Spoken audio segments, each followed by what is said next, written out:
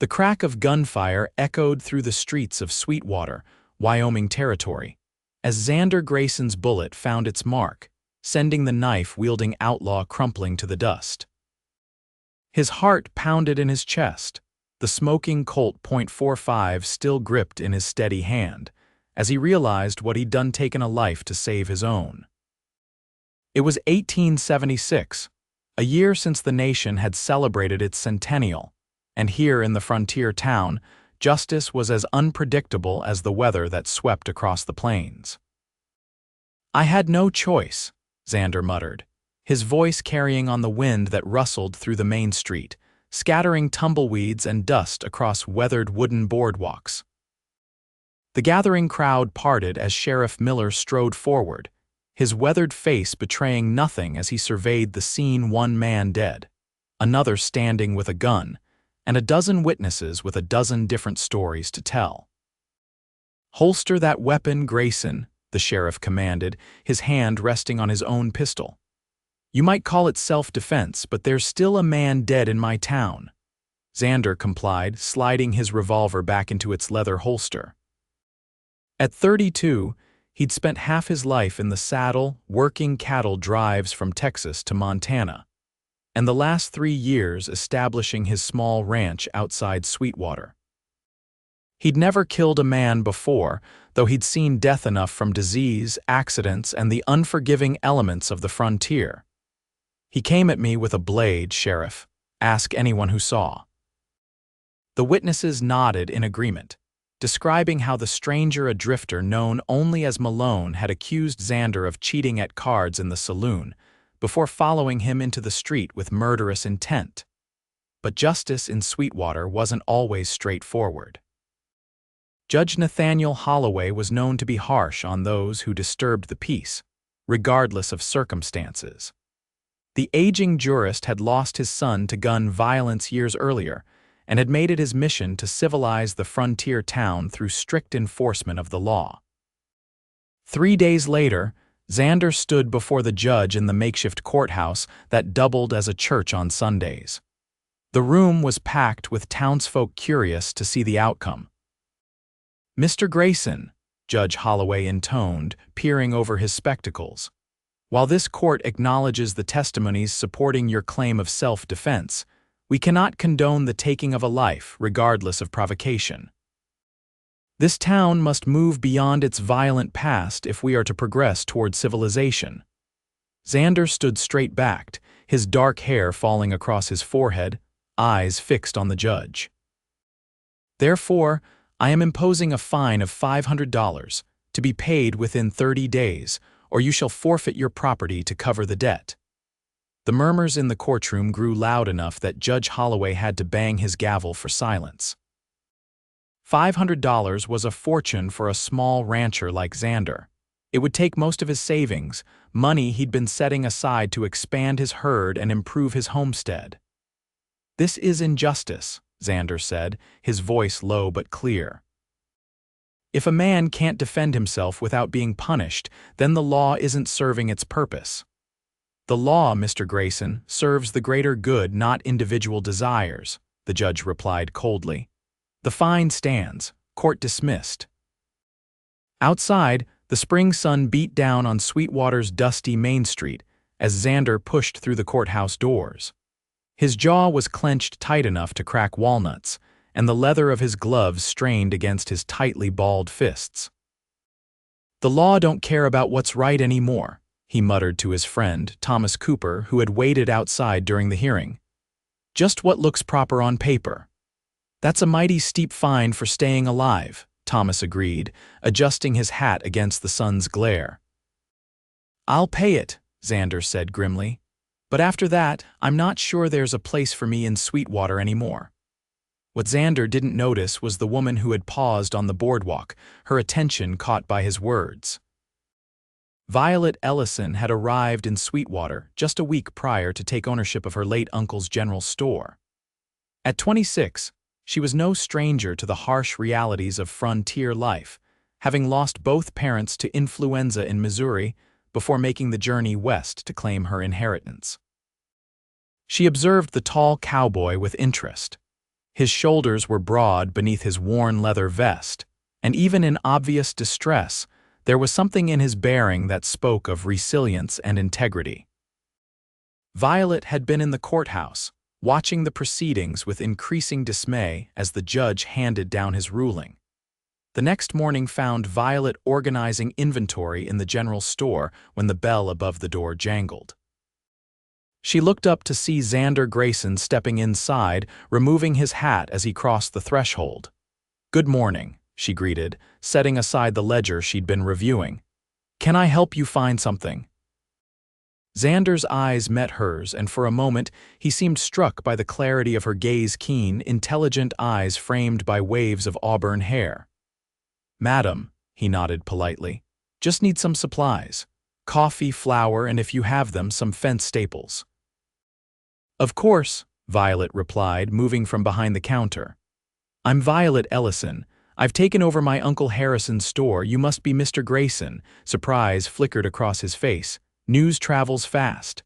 "Small towns have few secrets," she said with a slight smile. "I was in the courthouse yesterday." Xander's expression hardened. "Then you heard the verdict." "I did," she affirmed, gathering his requested items. "I also heard what you said afterward, about the law not caring." He accepted the package of coffee she handed him. "Just speaking the truth as I see it." "Well, Mr. Grayson," Violet said, her voice soft but firm, "the law may not care, but I do. What happened to you wasn't justice, it was expedience." Xander studied her, surprised by the unexpected support. "Most folks are quick to agree with Judge Holloway. He's been running Sweetwater with an iron fist for years." "I'm not most folks," Violet replied, "and I've seen enough injustice to recognize it when it appears in a courtroom." For the first time since the shooting, Xander felt something other than anger or resignation. There was something refreshing about this woman's directness, her willingness to speak her mind in a place where conformity was the safer path. "Thank you for saying so," he replied, his voice softening. "It's been a hard few days." "I imagine it has," Violet said, calculating his purchases. "That'll be $1.65. As Xander paid, their fingers brushed momentarily, and he noticed a warmth that had nothing to do with the spring weather. "Will you be staying in Sweetwater long, Miss Ellison?" "I plan to make it my home," she answered. "The store is my new beginning. What about you?" "I overheard you mention leaving after paying the fine." Xander hesitated. "I haven't decided yet. My ranch is small, but it's mine, or it will be once the bank note is paid off. Leaving wouldn't be easy. Perhaps Sweetwater needs people willing to stand for what's right, even when it's difficult," Violet suggested, handing him his change. Their eyes met again, and something unspoken passed between them, a recognition, perhaps, of kindred spirits in a town that had room for improvement. "Perhaps it does at that, Miss Ellison," Xander replied, placing his hat back on his head. "I'll keep that in mind." The days that followed saw Xander returning to the general store more frequently than his supplies required. Each visit revealed more about Violet Ellison, her determination to make the store successful. Her kindness to the town's children who gathered for the penny candy she kept in a jar on the counter, and her surprising knowledge of ranch management, gleaned from books and conversations with her late uncle. For her part, Violet found herself watching the door, anticipating Xander's visits. There was something compelling about the quiet strength he carried, the way he treated everyone with respect regardless of station, and the gentle way he spoke of his horses and the land he was working to tame. 2 weeks after the trial, Violet was closing up shop when she heard a commotion outside. Looking through the window, she saw a group of men surrounding Xander near the hitching post where his horse was tethered. "You think you're better than the rest of us, don't you, Grayson?" One of them, a local ranch hand named Silas, slurred, clearly deep in his cups, "Killing a man and walking around free." "Go home, Silas," Xander said evenly. "Sleep it off." "The judge should have locked you up," another man added, edging closer. Violet stepped outside, her presence momentarily distracting the men. "Gentlemen, is there a problem?" Silas turned, swaying slightly. Stay out of this, Miss Ellison. This ain't concerning womenfolk.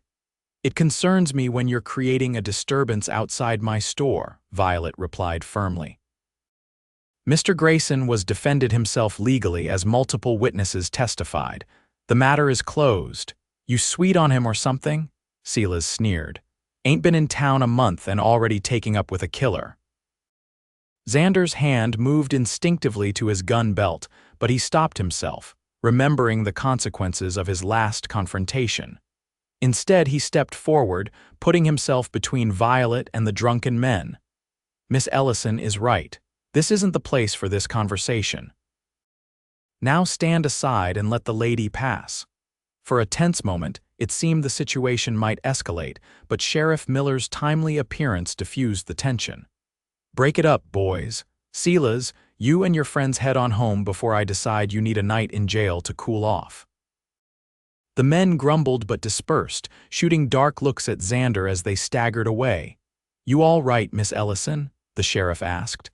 I'm fine, Sheriff, thank you, Violet answered.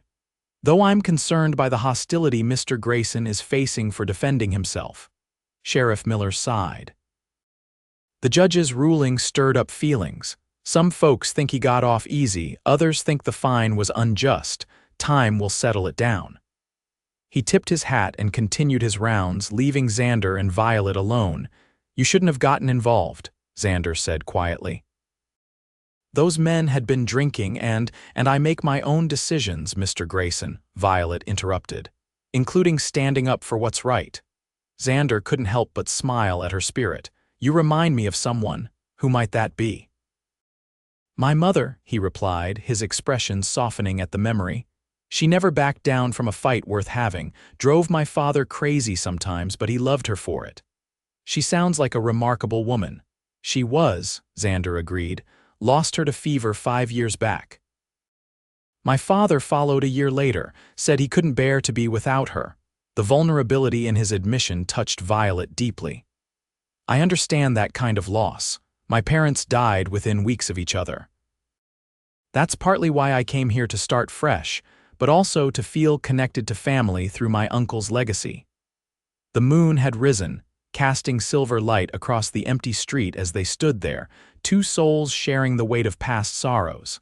Let me walk you home, Xander offered. It's getting late. Violet nodded, locking the store before accepting his proffered arm. They walked in comfortable silence to the small house behind the general store that she now called home. At her door, Violet turned to face him. Thank you, Mr. Grayson. Xander, please, he said. If we're going to be friends, we might as well use our given names. Xander, she repeated, the name feeling right on her lips. Then you must call me Violet, he nodded, a smile playing at the corners of his mouth. Good night, Violet. As she watched him walk away, Violet felt something stirring within her that she hadn't expected to find in Sweetwater, a connection that felt both new and somehow familiar. As if her heart recognized something in Xander Grayson that her mind was still discovering. The following Sunday, the church in Sweetwater was filled to capacity, as it was every week. Violet sat near the back, her Sunday best a simple blue dress that complemented her auburn hair. She noticed Xander slip in just as the service was beginning, taking a seat against the wall, his hat held respectfully in his hands. After the service, as congregants filtered out into the spring sunshine, Violet found herself surrounded by several of the town's women, eager to include the newcomer in their social circle. Miss Ellison, we're having a quilting circle on Tuesday afternoon, Mrs. Peterson, the blacksmith's wife, informed her. We'd be delighted if you would join us. Thank you for the invitation, Violet replied, genuinely touched by the inclusion. I'd be happy to come. Excellent, and perhaps you can tell us more about yourself, Mrs. Miller, the sheriff's wife, added with a smile that didn't quite reach her eyes. We're all curious about the woman who's defending Xander Grayson so passionately. Violet felt the undercurrent in the woman's words but maintained her composure. I merely believe in fairness, Mrs. Miller. Mr. Grayson defended himself, as the witnesses confirmed. Of course, dear, Mrs. Miller patted her hand condescendingly. But a respectable businesswoman such as yourself should be careful about the company she keeps. Xander Grayson has always been something of a loner, and now with this unfortunate incident. I find Mr. Grayson to be an honorable man, Violet stated firmly, and I make my own judgments about character. The women exchanged glances, their expressions a mixture of surprise and disapproval at her boldness. Before they could respond, Xander approached the group, his expression guarded. "Ladies," he greeted with a polite nod. "Miss Ellison, I was hoping to speak with you about an order for the ranch, if you have a moment." Grateful for the interruption, Violet excused herself and walked with Xander away from the church. "There was no order, was there?" she asked once they were out of earshot. Xander's lips quirked upward. "You looked like you needed rescuing, though I suspect you could have handled those ladies just fine on your own." Violet laughed softly. "They mean well, I suppose, but I don't appreciate being told who I should associate with." "They're protective of Sweetwater's reputation," Xander explained. "And now they're concerned about yours being seen with the town pariah." "You're hardly that," Violet objected. "And even if you were, I've never been one to follow the crowd just for the sake of appearances." They walked toward the general store, the streets quieter than usual with most families at home for Sunday dinner.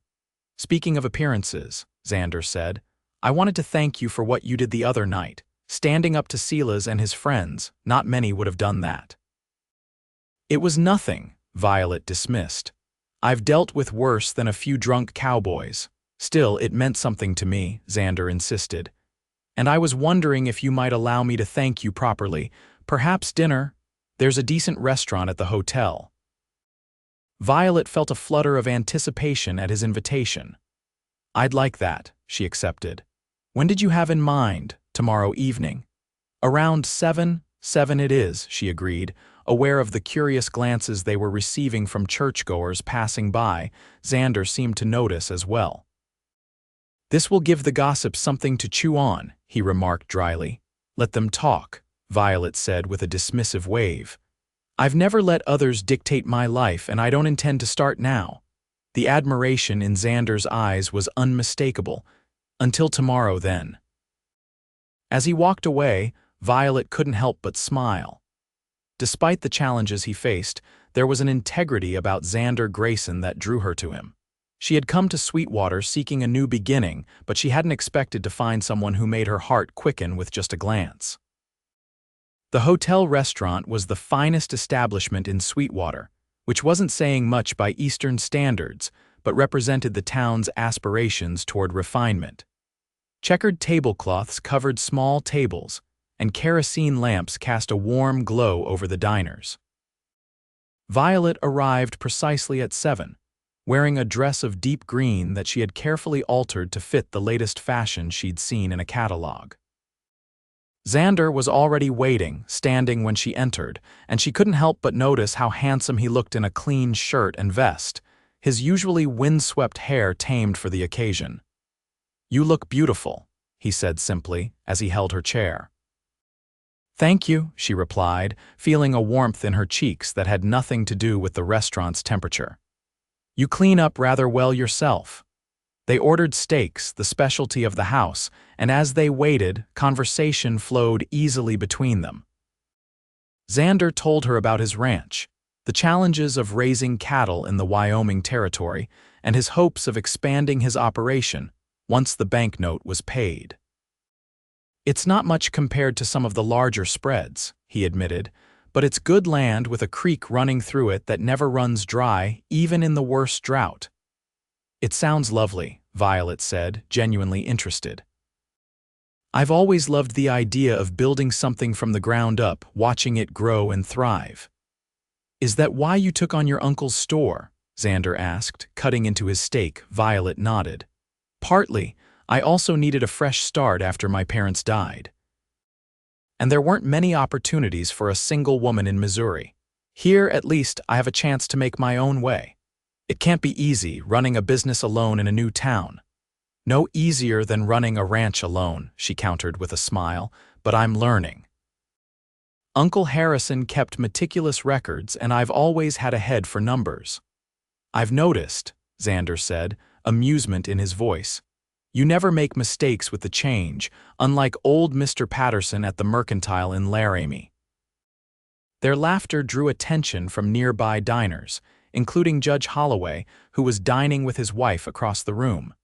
The judge's disapproving gaze rested on them briefly before returning to his meal. "The judge doesn't seem pleased to see us enjoying ourselves," Violet observed quietly. Xander glanced over his shoulder. "Judge Holloway believes in maintaining proper distance between those who uphold the law and those who break it even accidentally. That's a cold way to run a community." "He wasn't always that way," Xander explained, lowering his voice. "His son was killed in a gunfight 5 years ago. Since then, he's been determined to civilize Sweetwater, even if it means harsh penalties for any violence." "I can understand his pain," Violet acknowledged, "but justice should be tempered with mercy and understanding of circumstances." "That's what my father always said," Xander agreed. "He was a lawman back in Texas before we came north, believed in the law but understood that sometimes the letter of it isn't enough."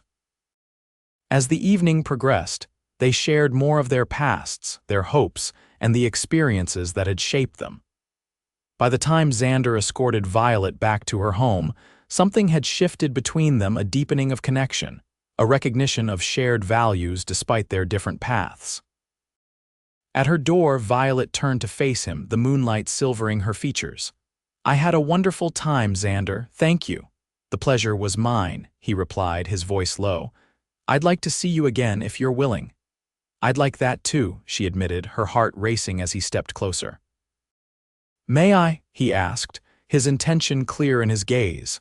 At her nod, Xander leaned down, his lips meeting hers in a gentle kiss that promised more to come. It was brief but stirred emotions in Violet that she hadn't felt before, a sense of possibility, of finding something precious and unexpected in this frontier town. As spring turned to summer, Xander and Violet's courtship became the talk of Sweetwater. They were seen riding together on Sundays, his sturdy gelding matching pace with the mare he'd helped her select from a passing horse trader. They attended church together, shared meals at the hotel restaurant, and occasionally, when Xander had business in town late, they would sit on the porch behind the general store, watching the stars emerge in the vast Wyoming sky. But not everyone viewed their growing relationship favorably. Judge Holloway made his disapproval known in subtle ways, declining to acknowledge Xander during chance encounters, and suggesting to Sheriff Miller that perhaps the young storekeeper needed guidance about the company she kept. The town itself seemed divided. Some, like Thomas Cooper and his wife, supported the couple openly, inviting them to dinners and defending them from gossip. Others, particularly those who aligned themselves with the judge, maintained a cool distance. The situation came to a head at the town's Independence Day celebration. Sweetwater had pulled out all the stops, a parade down Main Street, contests of strength and skill, a communal feast in the town square, and fireworks shipped in at great expense from Cheyenne.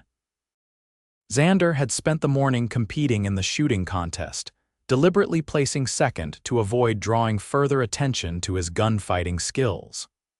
Violet had contributed pies to the feast and helped organize games for the children. As evening approached, they found a quiet spot on a blanket at the edge of the square, waiting for the fireworks to begin. "You let Jenkins win that shooting contest," Violet accused playfully, accepting a cup of lemonade from Xander. "I have no idea what you're talking about," he replied, his innocent expression betrayed by the twinkle in his eyes. "Jenkins is an excellent shot." "Not as good as you," she countered, leaning against his shoulder comfortably, "but it was kind of you to let him have his moment." "It seemed the wisest course," Xander admitted. "No need to remind folks about my aim after what happened." Violet nodded, understanding his reasoning. In the month since the trial, much of the town had begun to forget the incident, or at least to view it in a more balanced light. Xander had paid his fine, stretching his finances to the limit, but managing without selling off any of his small herd, and had kept to himself, except for his courting of Violet. Their peaceful moment was interrupted by Silas and his friends, who had been drinking heavily throughout the day's celebrations. "Well, if it isn't the killer and his lady friend," Silas slurred, standing over them. "Enjoying our American freedoms, Grayson, the same freedoms you denied Malone." Xander tensed but remained seated. "This isn't the time or place, Silas. Move along." "Don't tell me what to do," Silas growled, his hand moving to his gun. "I ain't afraid of you. You should be," came a new voice as Sheriff Miller stepped in. "And you should be afraid of spending the night in my jail, Silas. Now back away and cool off." Silas hesitated, then spat on the ground near Xander's boots before stomping away, his friends following reluctantly. "Sorry about that," the sheriff said, watching them go. "Some folks can't handle their whiskey." "Thank you, Sheriff," Violet said sincerely. "It seems Silas holds quite a grudge. He and Malone rode together for a spell last year," Miller explained. "Not close friends, but enough that Silas took his death personally." He tipped his hat. "Enjoy the fireworks, folks." As the sheriff walked away, Xander sighed heavily. "Perhaps coming tonight wasn't the best idea." "Nonsense," Violet insisted. "We have every right to be here, and I refuse to let Silas's bitterness ruin our evening." The first fireworks exploded overhead, casting red and blue light across the gathered townspeople. In the momentary brightness, Xander studied Violet's upturned face, her expression one of wonder at the spectacle. Something shifted in his heart, then a certainty that he hadn't felt before.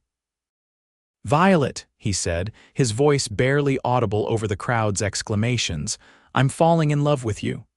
She turned to him, the colors of the fireworks reflected in her eyes. "I believe I'm falling in love with you too, Xander Grayson." In that moment, with the sky ablaze and the taste of summer on the breeze, the obstacles they faced seemed surmountable. Judge Holloway's disapproval, Silas's antagonism, the whispers of the townsfolk, none of it mattered against the certainty growing between them. The weeks that followed saw their relationship deepen further. Xander began making improvements to his ranch house, adding a second bedroom, expanding the porch, installing glass windows ordered from Cheyenne at considerable expense. When Violet visited, bringing a picnic lunch one Sunday, she noted the changes with raised eyebrows. "You're putting a lot of work into this place," she observed as they sat on the newly expanded porch, the rolling grassland stretching before them, dotted with Xander's small herd of cattle. "It needed doing," he replied noncommittally, though there was a tension in his manner that suggested more. "And the second bedroom, expecting company?" Xander set down his coffee cup, turning to face her directly. "Violet, I've been thinking about our future. I know we haven't known each other long, but I've never been more certain of anything in my life." Her heart began to race as she realized where this conversation was heading. "What are you saying, Xander?" "I'm saying that I love you," he stated simply. "And if you'll have me, I want to make a life with you, here on this land, building something together." Violet's eyes glistened with unshed tears. "Are you asking me to marry you, Xander Grayson?" "I am," he confirmed, taking her hands in his. "I know I'm not the most respected man in Sweetwater right now, and marrying me might complicate your standing in town, but I promise to spend every day working to make you happy, to build a good life for us." "Yes," Violet answered without hesitation. "Yes, I will marry you." Xander's face broke into a radiant smile, and he pulled her into his arms, sealing their commitment with a kiss that spoke of all the tomorrows they would share. Their engagement announcement was met with mixed reactions in Sweetwater. Thomas Cooper and his wife were among the first to offer congratulations, along with several of the younger families who had come to know and respect both Xander and Violet. Others, particularly those in Judge Holloway's circle, received the news with thinly veiled disapproval. But it was the judge himself who presented the most unexpected obstacle. A week after their engagement became public knowledge, Violet was summoned to his office. "Miss Ellison," Judge Holloway greeted her formally as she entered, "please take a seat." The judge's office was austere, with law books lining the shelves and a large map of the Wyoming Territory on one wall. The only personal touch was a photograph of a young man in a frame on his desk, his son, Violet presumed. "You wanted to see me, Judge Holloway?" she asked, smoothing her skirts as she sat. "Yes," he confirmed, steepling his fingers. "It has come to my attention that you have accepted a proposal of marriage from Xander Grayson." "That's correct," Violet acknowledged, her spine straightening at his tone. "Though I fail to see how that is a matter for legal discussion." "Perhaps not legal in the strictest sense," the judge conceded, "but certainly a matter of community concern. Mr. Grayson has a history of violence. He defended himself once," Violet interrupted, her patience waning.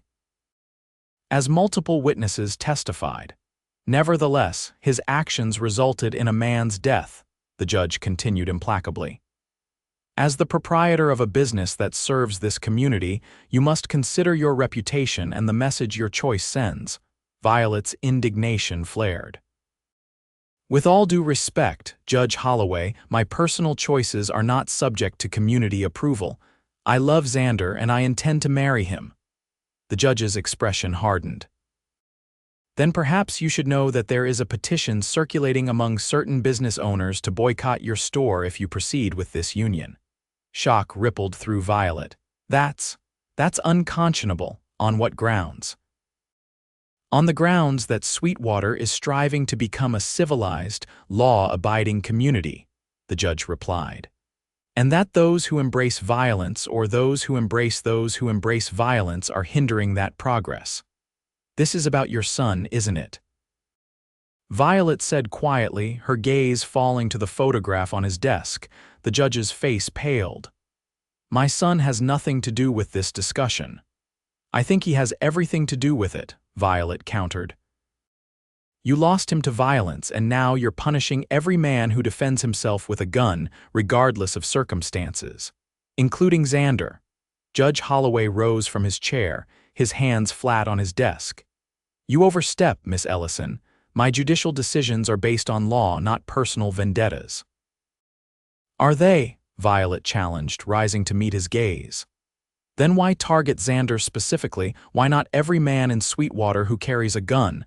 This is a frontier town, Judge. Men defend themselves and their property. It's the reality of our lives here." "Reality can change," the judge insisted. "It must change if we're to progress." "Progress doesn't come from vindictiveness," Violet said, her voice softening. "I'm sorry about your son, truly. It's a terrible loss, but punishing Xander won't bring him back and threatening my livelihood won't change my heart." For a long moment, the judge said nothing, the ticking of the clock on the wall marking the passage of tense seconds. Finally, he sank back into his chair, suddenly looking older than his years.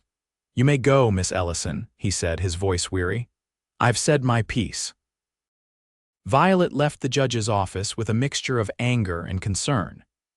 The threat of a boycott was serious. Her business was doing well, but not so well that it could withstand a coordinated effort by the town's influential citizens to drive customers away.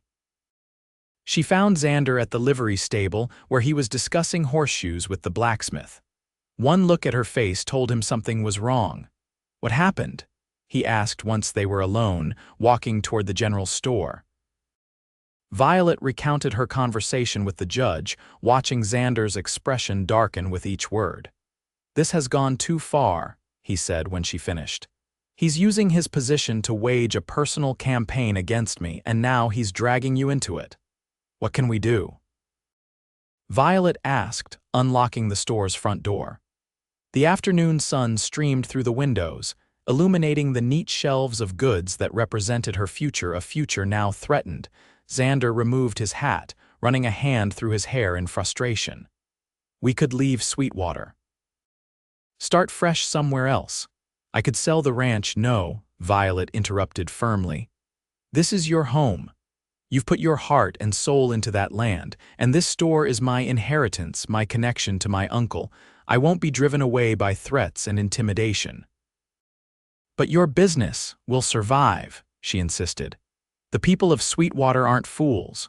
They know quality goods and fair prices when they see them, and they know a good man when they see one too, regardless of what Judge Holloway says. Xander's expression softened as he looked at her, this woman who had become his champion, his partner, his future. "You're remarkable, Violet Ellison. Do you know that?" "I'm stubborn," she corrected with a small smile. "My father always said it would get me into trouble one day." "Or out of it," Xander suggested, pulling her into his arms. "We'll face this together, whatever comes." True to the judge's warning, a boycott of Ellison's general store began the following week. It wasn't total, many townspeople continued to shop there, some even making a point of buying more than usual as a show of support, but enough regular customers stayed away that Violet noticed the difference in her daily receipts. The pressure extended beyond commercial interests. Violet was quietly removed from the church committee planning the Harvest Festival, and invitations to social gatherings became scarce.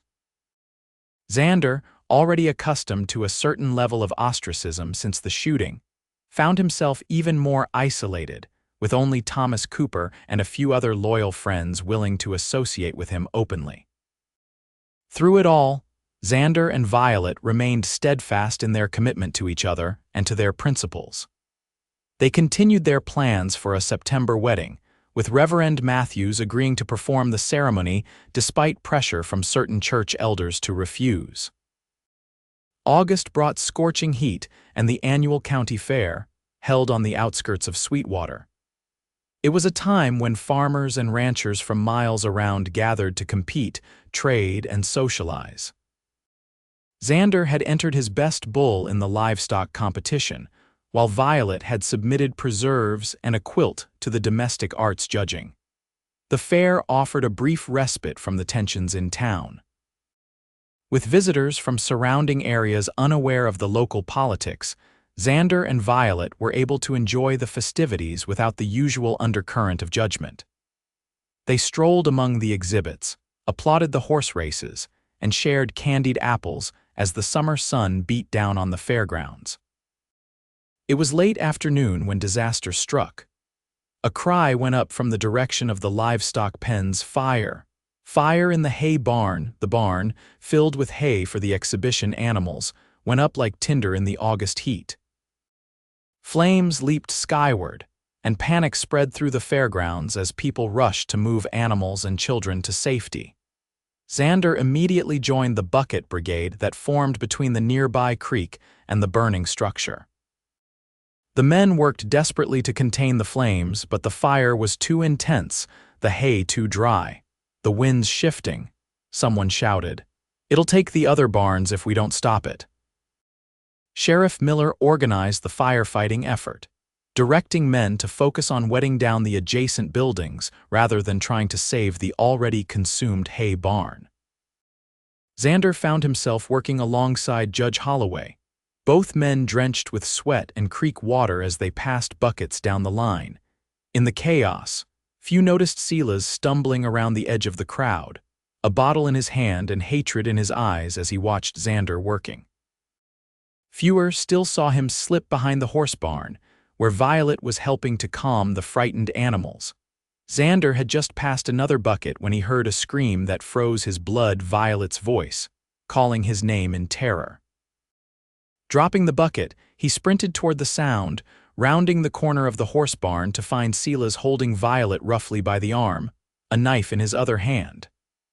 "Let her go, Silas," Xander demanded, his voice deadly calm despite the fear clutching at his heart.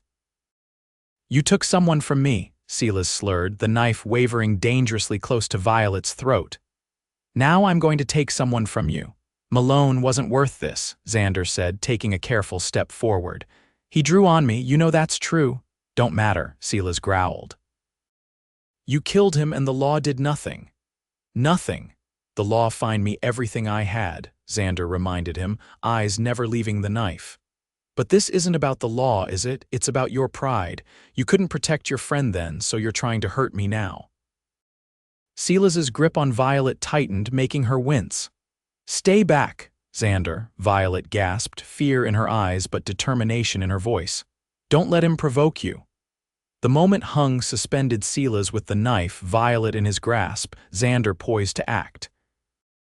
Then, unexpectedly, Judge Holloway appeared behind Silas, having followed the commotion. "Silas Thompson," the judge's authoritative voice rang out. "Release Miss Ellison immediately." Silas startled, turning his head to see the judge, and in that moment of distraction, Violet acted. She drove her elbow hard into his ribs, just as Xander had taught her during their rides together when he'd shown her how to defend herself on the frontier. Silas's grip loosened enough for Violet to twist free, and Xander surged forward, tackling the man to the ground. The knife fell from Silas's hand, and Xander pinned him, fist raised to strike. "Don't," Judge Holloway commanded, stepping forward. "He's not worth the trouble it would bring you, son." Xander hesitated, then slowly lowered his fist, breathing hard as Sheriff Miller arrived with several deputies. "Take him to the jail," the sheriff ordered as his men hauled Silas to his feet. "Threatening a woman with a knife, you'll be facing serious charges this time, Silas." As Silas was led away, Xander rushed to Violet, gathering her into his arms. "Are you hurt? Did he harm you?" "I'm all right," she assured him, though she trembled against his chest. "Just shaken." Judge Holloway watched them, something shifting in his expression as he observed their obvious concern for each other. For the first time, he seemed to see not a killer and his defender, but a man protecting the woman he loved, perhaps not so different from what his own son might have become had he lived. "Miss Ellison," the judge said, stepping closer. "Mr. Grayson, I owe you both an apology." Xander and Violet turned to him in surprise. "Sir?" Xander questioned, his arm still protectively around Violet's shoulders. "I have allowed my personal grief to cloud my judgment," Judge Holloway admitted. "What I witnessed today, your restraint, Mr. Grayson, when you could have justifiably harmed that man, it has forced me to reconsider my position." "Thank you, Judge," Violet said quietly. "That means a great deal." "I cannot promise to change my views on violence overnight," the judge continued. "But I can promise to end this campaign against your marriage and Miss Ellison's business. What happened with Malone was indeed self-defense, as the witnesses testified. The fine was punishment enough." The judge extended his hand to Xander, who, after a moment's hesitation, shook it firmly. "Now," Judge Holloway said, a hint of a smile touching his usually stern features, "I believe we still have a fire to fight." The three of them returned to the bucket brigade, working side by side until the fire was contained. By nightfall, the hay barn was a smoking ruin, but the rest of the fairgrounds had been saved. News of the incident with Silas, and Judge Holloway's apparent reconciliation with Xander, spread through Sweetwater like wildfire. The boycott of the general store dissolved almost overnight, with many former critics suddenly finding reasons to need new supplies. 2 weeks later, Xander and Violet stood before Reverend Matthews in the Sweetwater church, exchanging vows as the late summer sunlight streamed through the windows. The church was full not just with the expected supporters like Thomas Cooper and his wife, but with many who had previously kept their distance, including Judge and Mrs. Holloway in the front pew. "I now pronounce you husband and wife," Reverend Matthews declared. "What God has joined together, let no man put asunder." As Xander kissed his bride, the congregation erupted in applause, the past tensions seemingly forgotten in the joy of the moment. The reception that followed at the hotel was the social event of the season in Sweetwater. Even Sheriff Miller commented that he'd never seen the town so united in celebration. "Quite a change from a few months ago," Thomas observed, clapping Xander on the shoulder as they watched Violet dance with her new father-in-law. "From pariah to pillar of the community in one summer."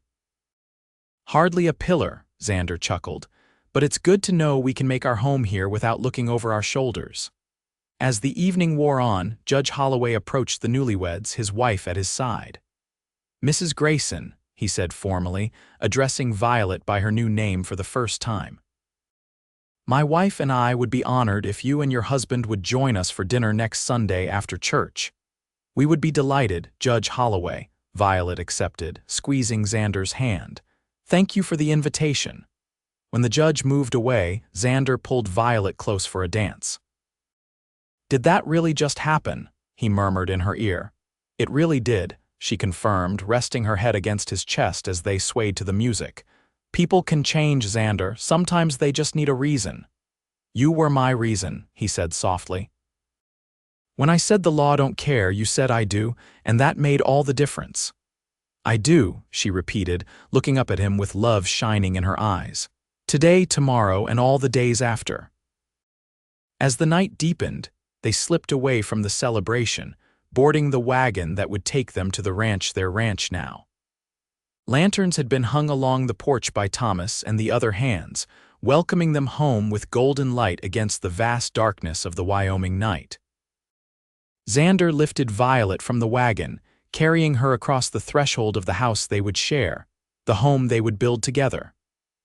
"Welcome home, Mrs. Grayson," he said, setting her gently on her feet in the front room, where a fire had been lit in the hearth against the late summer chill. "Home," Violet echoed, looking around at the simple but comfortable furnishings, the new curtains she had sewn, the bookshelves Xander had built to hold her collection of novels and his practical guides to ranching. "It already feels like it."